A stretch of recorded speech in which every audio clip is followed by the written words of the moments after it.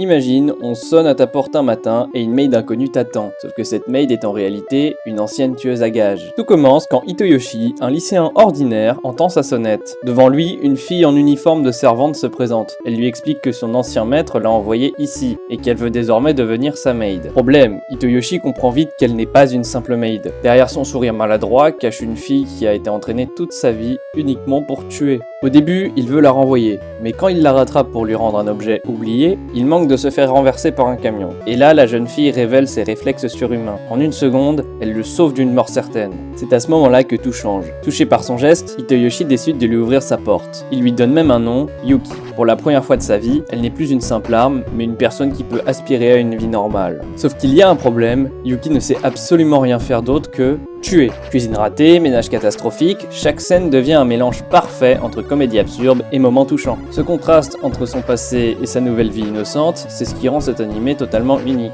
Et le nom, c'est Kimi wa Maid-sama. Dis-moi ce que t'en penses en commentaire, et si tu veux plus d'animes de ce genre, abonne-toi.